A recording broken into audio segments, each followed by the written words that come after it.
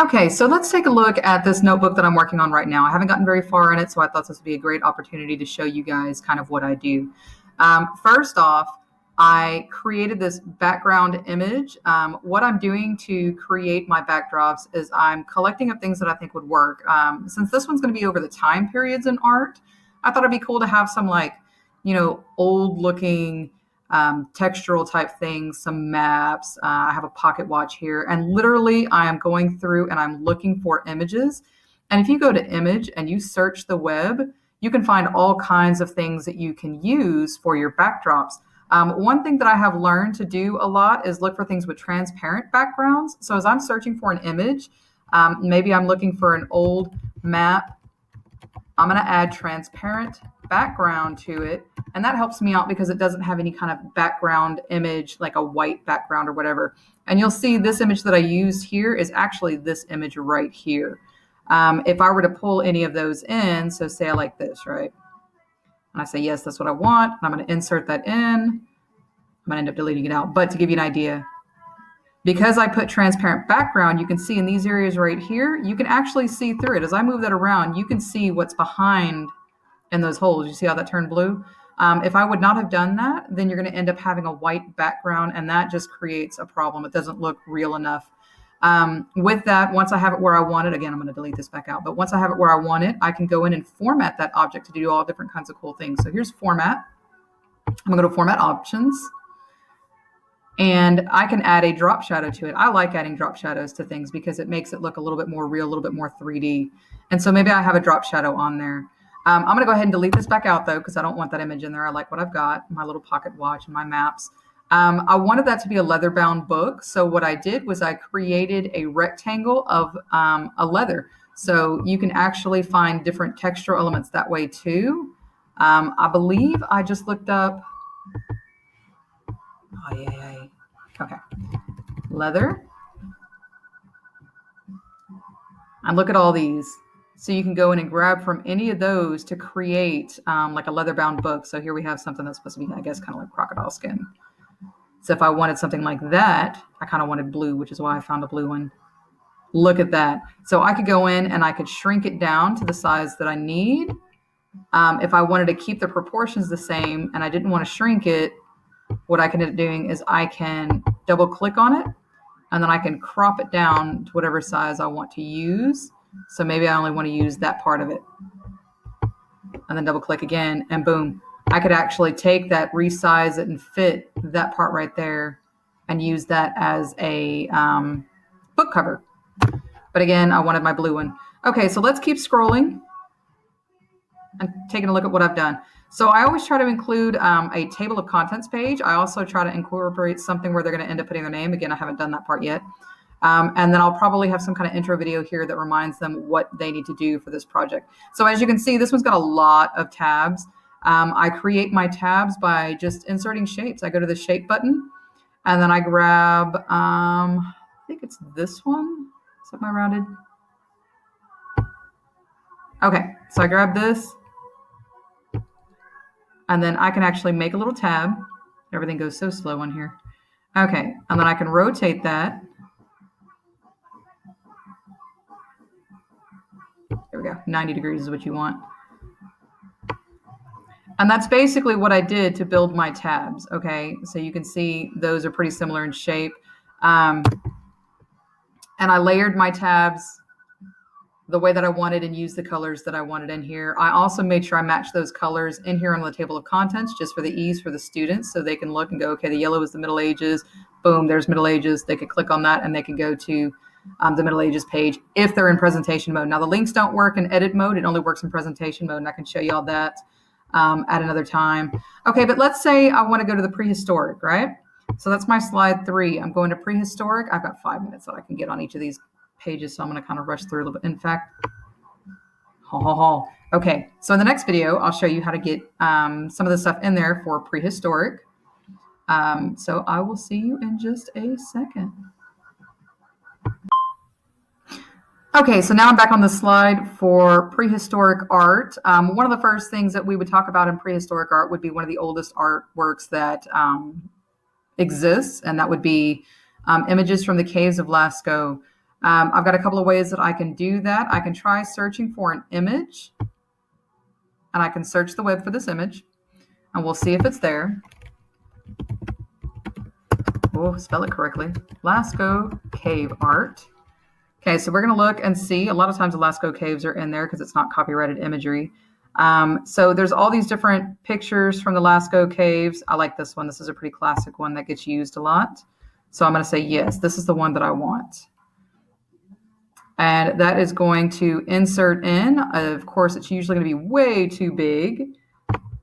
So we're going to shrink that down. Anytime you're shrinking, you're always going to want to shrink from the corner, because if you shrink from the side or the top, it is going to totally mess up your proportions. So here I'm going to put this image. And let's see, I might title it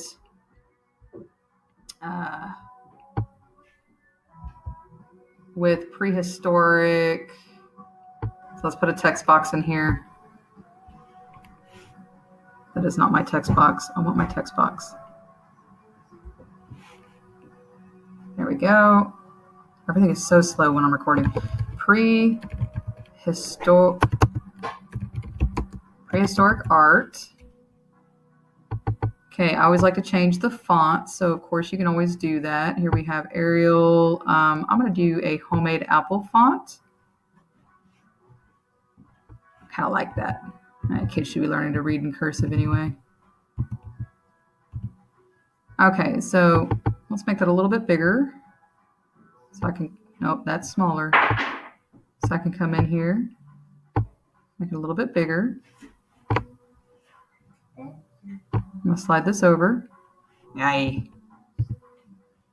Okay, that looks pretty good. And I'm going to move this up. I'm very picky about my positioning of things. Okay, so here, I'm going to want the kids to kind of tell me what they see. And that's part of our art criticism. And it gives them a way to kind of incorporate something in there. So I might put,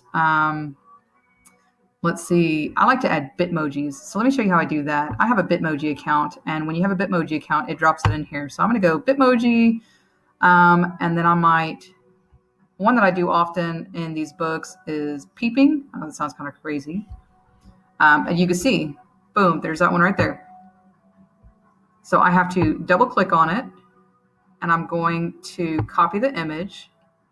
And then when I get back here, I'm going to edit, paste, and boom, it's my face. I like to put my face in there for the kids so they kind of get that connection to me. And believe it or not, the kids actually do care, and they do kind of like it.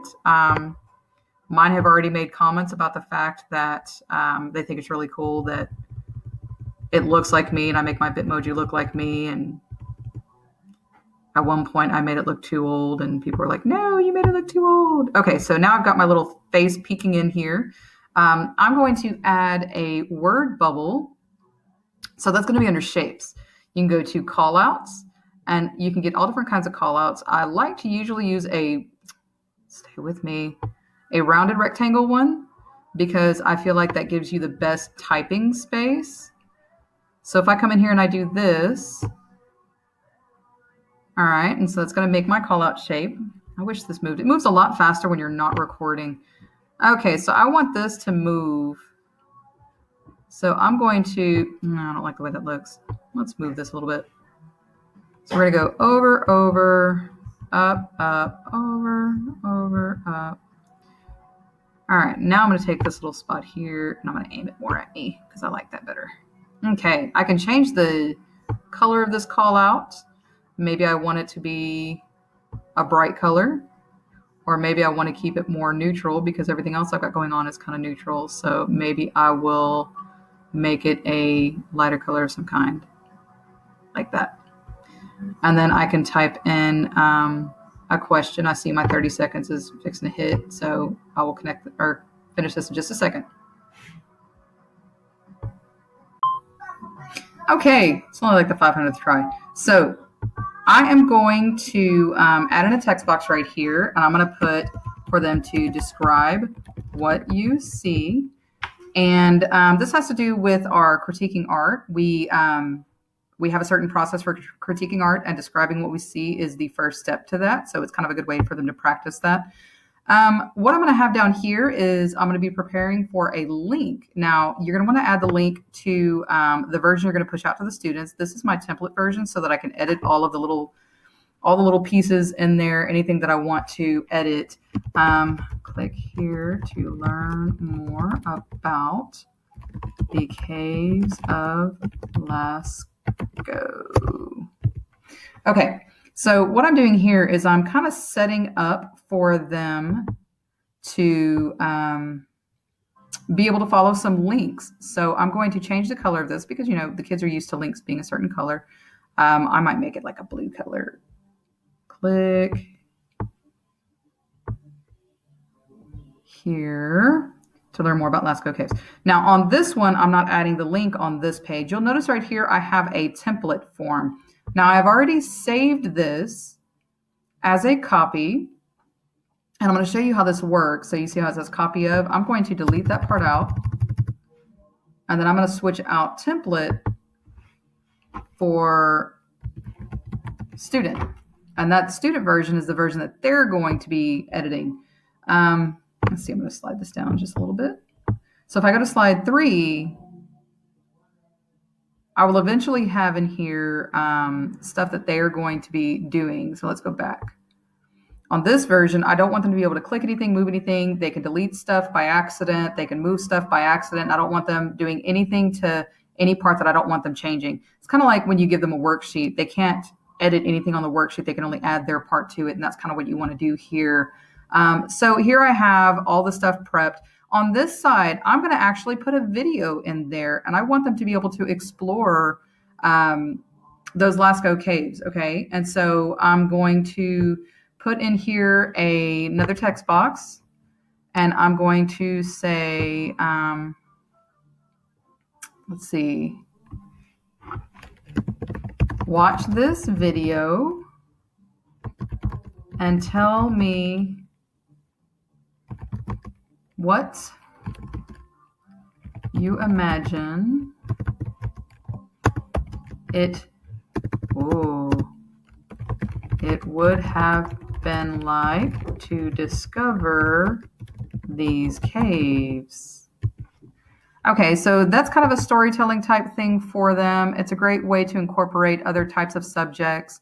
Again, I like for things to be centered. I'm going to take this and I'm going to kind of move it up a little bit. I want to save room for my video. So my video is going to be right here. And then I'm going to have an area down here that's going to be a place for them to write their stories. So let's add a shape in here. I'm going to leave it. Okay. Shape tool. I'm going to grab a rounded rectangle. I'm quite fond of rounded rectangles. And then let's put that right here. I'm going to leave that just like that. And I'm going to change the color of it because I like changing the colors of those. I still want to keep with a natural feel. So maybe, let's see what this looks like. Yeah, a little too dark for me. Okay, I like that better. And then I will just make that border a transparent border. And so that's going to be where they're going to type their answer in. And I know this looks kind of crazy right now. Say I've got everything on there that I want to have on there, right? Now I'm going to come in and I'm going to make a copy of the slide. So I'm going to download, and I'm going to go to PNG. I've tried JPEG. PNG works a little bit better. I don't know why, but it just does. Now I'm going to come over to here where I have my student version, okay? Now, again, I'm creating a backdrop, so they're not going to be able to edit anything on here that I don't want them to edit. So I'm going to grab my arrow tool, and I'm going to come in, and I'm going to select everything on here. I'm going to delete it. Boom. And it leaves me with, ta-da, blank page. And I'm going to go to a background, and I'm going to go to choose image. And browse. Keep watching for that 30-second thing to pop up.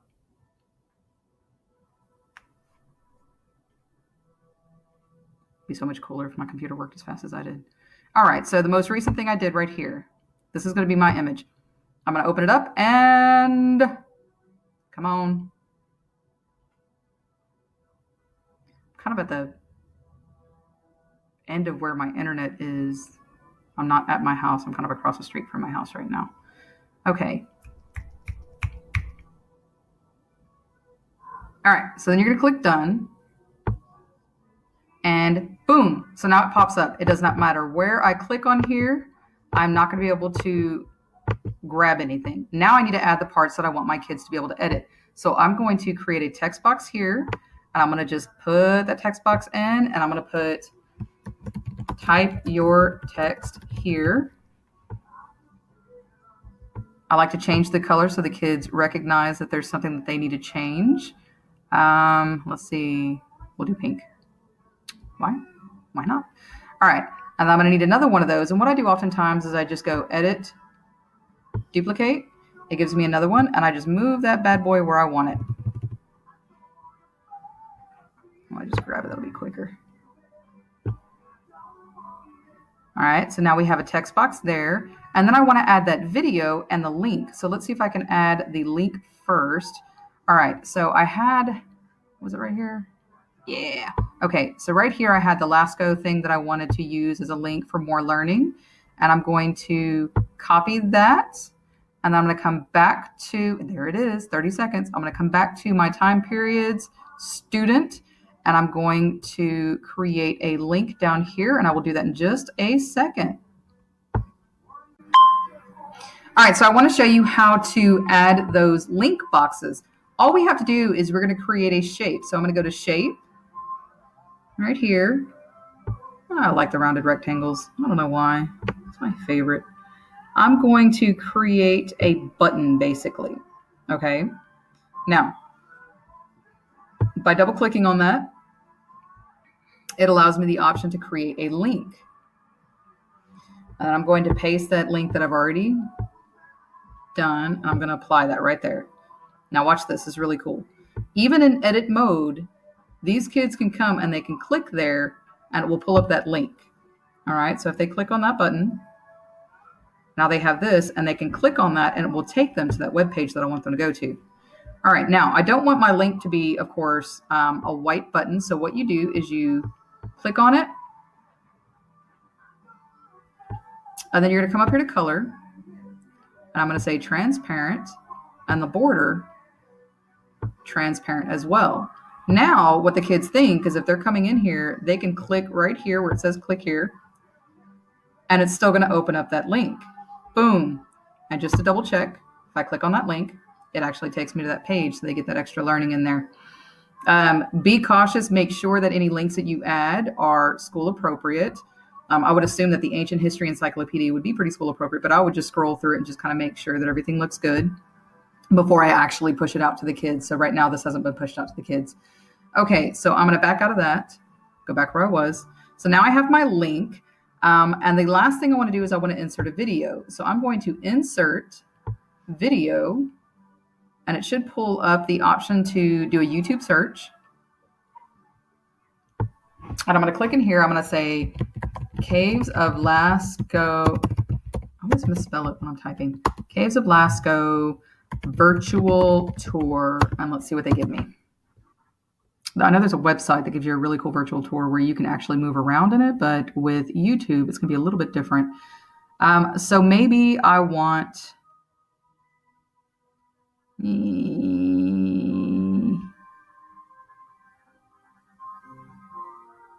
So, yeah, we'll just stick with this first one. We're going to select that.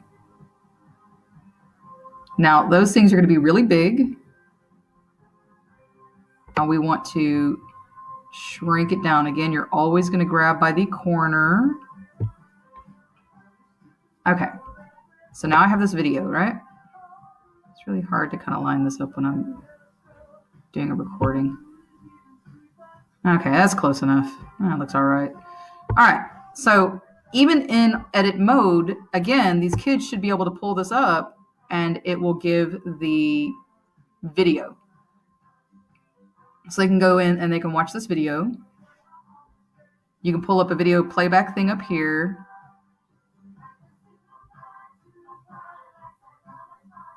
And of course, because I'm recording, it's going to take forever to actually load. It doesn't take this long to load if you're not recording. So they should be able to watch this in edit mode, and then they can come in here and they can type in their answer of what they think it would be like. Ah, there we go.